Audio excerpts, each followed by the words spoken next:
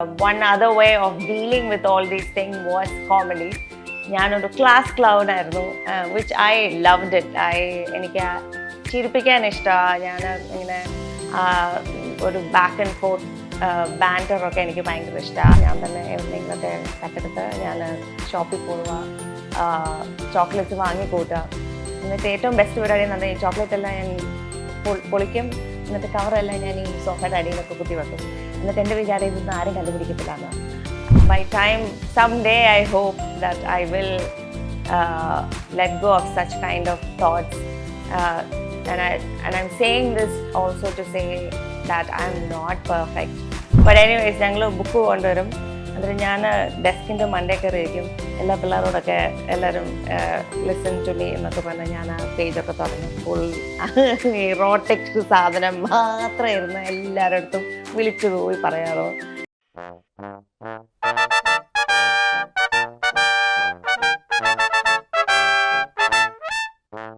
Hi, ഞാൻ Simi Joseph. നിങ്ങൾക്ക് probably എന്നെ അറിയാവുന്നത് ത്രൂ സോഷ്യൽ മീഡിയ ആയിരിക്കും, ഇൻസ്റ്റഗ്രാമോ ടിക്ടോക്ക് വഴിയായിരിക്കും. ആദ്യം ഇനീഷ്യലി ഞാൻ ടിക്ടോക്ക് ചെയ്യാൻ തുടങ്ങിയപ്പം മിക്കതും ഞാൻ ലിപ് സിങ്കിങ് വീഡിയോസ് ആയിരുന്നു. ജഗതി ചേട്ടൻ്റെയും ജഗദീഷിൻ്റെയും അവരുടെയൊക്കെ കോമഡി റീൽസ് ആയിരുന്നു ഞാൻ ഇനീഷ്യലി ചെയ്തു തുടങ്ങിയത്. ഇപ്പം ഈയിടെയായിട്ട് ഞാൻ കുറച്ചൊന്ന് ട്രാക്ക് പിടിച്ച് മാറ്റി നോക്കുക. ആൻഡ് ഐ തിങ്ക് പ്രോബബ്ലി എൻ്റെ ലൈഫിൽ കുറച്ച് കാര്യങ്ങൾ റിലേറ്റ് ചെയ്യാൻ പറ്റുന്ന സംഗതികൾ എനിക്ക് ഇൻട്രൊഡ്യൂസ് ചെയ്യാൻ പറ്റുന്നുണ്ട് ആ റീൽസിൽ കൂടെ. സോ ദാറ്റ് ഇസ് ഹൗ ഞാൻ ആ ഒരു ട്രാക്ക് പിടിക്കുന്നത്. അത് നമുക്ക് തിരിച്ച് അതിലോട്ട് പിന്നെ വരാം. ഞാൻ ജനിച്ചതും വളർന്നതും ഒക്കെ അബുദാബിയിലാണ്. എൻ്റെ പേരൻസ് ഓൾമോസ്റ്റ് 40 years ago പോയതാണ്. ഞങ്ങൾ വളരെ ഒരു I would say lower middle class family എന്നൊക്കെ പറയാം. എൻ്റെ ഓർമ്മ വെച്ച നാൾ മുതൽ ഞങ്ങളെല്ലാവരും ഒരു 1 bedroom ഫ്ലാറ്റിലാണ് താമസിച്ചത്. 1 bedroom ഫ്ലാറ്റ് എന്ന് പറഞ്ഞാൽ ആ ഫ്ലാറ്റിൽ തന്നെ ഓൾമോസ്റ്റ് 3 ഫാമിലി കാണും. അതിനകത്ത് ഒരു ഹാൾ ഞങ്ങൾക്ക് കാണും. ആ ഹാളിൽ ഞങ്ങളൊരു പാർട്ടീഷനൊക്കെ വെച്ചാൽ എൻ്റെ ഒരു 8ാം ക്ലാസ് വരെയെങ്കിലും ഞങ്ങൾ ജീവിച്ചുകൊണ്ടിരുന്നത്. അതിൽ നിന്നും ഞങ്ങൾക്ക് അങ്ങനെ ബുദ്ധിമുട്ടോ കാര്യങ്ങളായിട്ടൊന്നും തോന്നിയിട്ടൊന്നുമില്ല. ബിക്കോസ് ഞങ്ങൾ അങ്ങനെയാ ജനിച്ചതും വളർന്നതും ഒക്കെ. So always we were a close knit family. എന്നാൽ അടിയും ഇടിയും തൊഴിയും ഒക്കെ നടക്കുമ്പോഴും ഞങ്ങൾ വളരെ ക്ലോസ് ആയിരുന്നു. സോ യാ, ഹംബിൾ ബിഗിനിങ്സ് എന്നൊക്കെ പറയാം. അപ്പൻ വാസ് എ കാർ പെയിൻറ്റർ. അപ്പൻ രാവിലെ പോയി കഴിഞ്ഞാൽ രാത്രി 10 മണി വരെയൊക്കെ ആയിരിക്കും ജോലി ചെയ്യുന്നത്. അമ്മ 2 ഷിഫ്റ്റ് എടുക്കുമായിരുന്നു. രാവിലെ പോയി കഴിഞ്ഞാൽ വൈകുന്നേരം ഒരു 12 o'clock ആകുമ്പോൾ വരും, ഞങ്ങൾക്ക് ഭക്ഷണം തരും. പിന്നെ വൈകിട്ട് പിന്നെയും 5 മണി കഴിഞ്ഞിട്ട് പോവും. പിന്നെയും വൈകിട്ട് വരുന്നത് ഒരു 10 മണിക്കാണ്. സോ പിന്നെ ഞങ്ങൾ 4 പേര്, എൻ്റെ ഒരു ബ്രദറുണ്ട്, ഞങ്ങളെല്ലാവരും കൂടെ വീട്ടിൽ കാണുന്നത് ഈ 10 മണി ശേഷമൊക്കെ കഴിഞ്ഞിട്ടായിരിക്കും. സോ അങ്ങനെയൊക്കെ ആയിരുന്നു ഞങ്ങളുടെ ലൈഫ്. കുറച്ചും ബുദ്ധിമുട്ടും കാര്യങ്ങളൊക്കെ ആയിട്ടൊക്കെ തന്നെയാണ് വളർന്നത്. എന്നും വെച്ചിട്ട് we didn't know any better what കഷ്ടപ്പാട് was or what is a rich life or anything. So we were absolutely fine with the whole thing. And I think it was a good thing that we went through all those hardships. When I look back, I'm happy that I went through all that so that I understand value of money, value of family, close-knit feeling എല്ലാം. So childhood കഥകളൊക്കെ പറയാനാണെങ്കിൽ ഞാൻ basically ഞാൻ എപ്പോഴും പറയുന്നത് പോലെ ഞാനൊരു ഉണ്ടപ്പക്കറുമായിരുന്നു. എൻ്റെ ബ്രദർ എപ്പോഴും കളിയാക്കും. എൻ്റെ വണ്ണം കുറയ്ക്കാൻ വേണ്ടി അമ്മ ഭരതനാട്യം പഠിക്കാൻ വിട്ടിരുന്നു. അപ്പം എൻ്റെ ബ്രദർ പറയായിരുന്നു, ഇവൾക്ക് കഴുത്തില്ലാത്തതുകൊണ്ട് ഇവള് മൊത്തം ഒരു ബോൾ പോലെ ഇരിക്കുന്നത്. അതുകൊണ്ട് ഞാൻ ഒരു സ്റ്റേജിൽ നിന്ന് ഒരു സൈഡിൽ നിന്ന് മറ്റേ സൈഡിലോട്ട് പോകുമ്പം ബ്രദർ പറയും, ദാ ബോൾ ഇങ്ങനെ പോകുന്നു, ബോൾ ഇങ്ങോട്ട് പോകുന്നു. അങ്ങനെയൊക്കെ ആയിട്ട് ഇന്ന് കളിയാക്കുമായിരുന്നു. So one of the reason why I started gaining weight was again ഞാൻ പറഞ്ഞ പോലെ ഞങ്ങൾക്ക് ഇങ്ങനെ 2-3 ഫാമിലീസ് ഉണ്ടായിരുന്നു ആ പ്രവാസി ജീവിതത്തിൽ, where we all stayed together.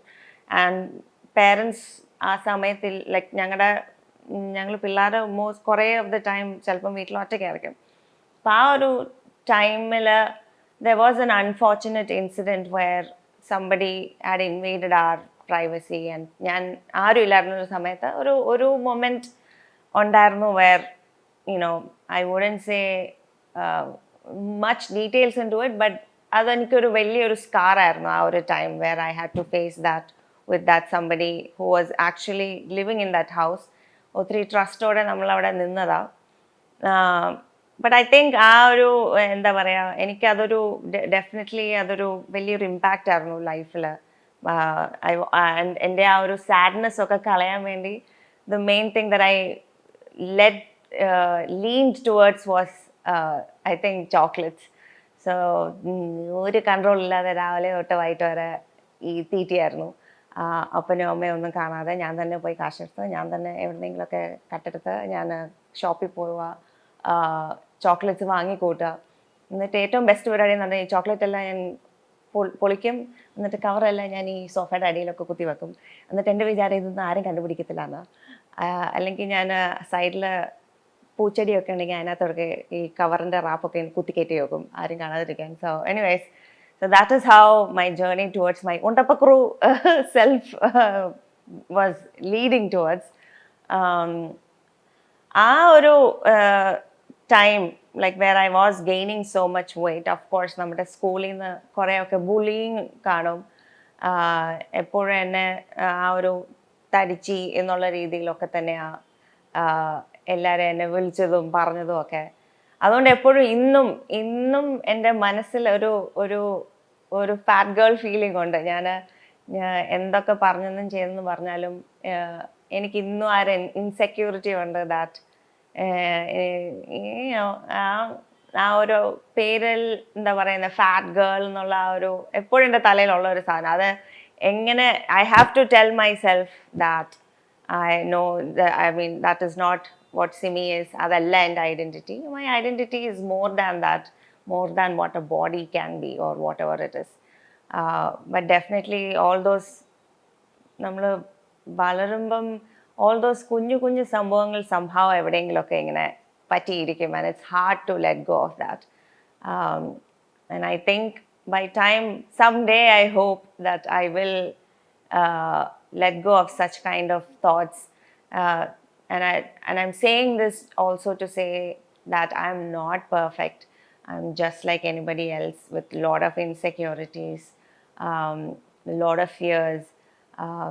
Like life is never perfect, or whatever is seen on social media is never perfect. But anyways, Alanda, my childhood was also fun. Apart from that, one other way of dealing with all these things was comedy. ഞാനൊരു class clown ആയിരുന്നു, which I loved it. എനിക്ക് ചിരിപ്പിക്കാൻ ഇഷ്ടമാണ്. ഞാൻ ഇങ്ങനെ ഒരു back and fourth ബാൻഡറൊക്കെ എനിക്ക് ഭയങ്കര ഇഷ്ടമാണ്. എനിക്ക് ആരെങ്കിലുമൊക്കെ കോമഡി പറയാൻ കിട്ടുകയാണെങ്കിൽ അതിനെക്കാട്ടി പൊളിയായിരിക്കും. So back and forth this banter is something that I love among friends. So always ആ ഒരു സംഭവം. Even one of the things that I remember that we used to do was ഈ സിഡ്നി ഷെൽട്ടൺ നോവലൊക്കെ കിട്ടും. അപ്പോൾ അതിനകത്ത് ചില പേജസിലൊക്കെ നല്ല erotic pages കാണും. എന്നിട്ട് എല്ലാവരെയും ക്ലാസ്സിൽ ഇപ്പം ഞാനാണെങ്കിൽ ഒരു മുസ്ലിം സ്കൂളായിരുന്നു, ഭയങ്കര കൺസർവേറ്റീവ് സ്കൂളാണ്. അപ്പം to even bring Sydney Sheldon is like a big thing. But anyways ഞങ്ങൾ ബുക്ക് കൊണ്ടുവരും. എന്നിട്ട് ഞാൻ ഡെസ്കിൻ്റെ മണ്ടേ കയറി ഇരിക്കും. എല്ലാ പിള്ളേരോടൊക്കെ എല്ലാവരും ലിസൺ ടു മീ എന്നൊക്കെ പറഞ്ഞ് ഞാൻ ആ പേജൊക്കെ തുറന്ന് ഫുൾ ഇറോട്ടിക് സാധനം മാത്രം ഇരുന്ന് എല്ലാവരുടെ അടുത്തും വിളിച്ചു പോയി പറയാറോ. Which was fun. I think everybody was ലാഫിങ് back then. So yeah, the fun times was definitely there too in my childhood. Main intention was to get into a co-ed education so that I can see some boys and why not kill some boys. എന്നെ അന്നും ഇന്നും എന്നും മിക്കവാറും എല്ലാവരും വായി നോക്കി എന്നുള്ളൊരു tag വിടത്തില്ലായിരിക്കും. എനിക്ക് ഓർമ്മയുണ്ട് ഒരുത്തന്നെ വന്ന് എൻ്റെ അടുത്ത് ഇത് ഞങ്ങൾ ഫസ്റ്റ് ഇയർ കോളേജാണ്. ഫസ്റ്റ് ഇയർ കോളേജിൽ എല്ലാവരും ഇങ്ങനെ പരിചയപ്പെട്ട് വരുന്നേ ഉള്ളൂ. അപ്പം നമ്മൾ ഓപ്പണായിട്ടൊന്നും കാര്യങ്ങളൊന്നും പറയില്ലല്ലോ. പക്ഷെ എന്നാലും ഒരുത്തൻ എൻ്റെ അടുത്ത് വന്ന് പറഞ്ഞു, എൻ്റെ സൈഡിൽ വന്നിരുന്നിട്ട് ഞങ്ങൾ ഇങ്ങനെ വർത്താനമൊക്കെ പറഞ്ഞപ്പോൾ എന്നോട് അവന് പറഞ്ഞു, നീ വായി നോക്കുമ്പോൾ ഇറ്റ്സ് ഓക്കെ, നമ്മളെല്ലാവരും വായി നോക്കും, പക്ഷെ നീ വായി നോക്കുമ്പോൾ കുറച്ച് ഭയത്തിലൊക്കെ നോക്കും.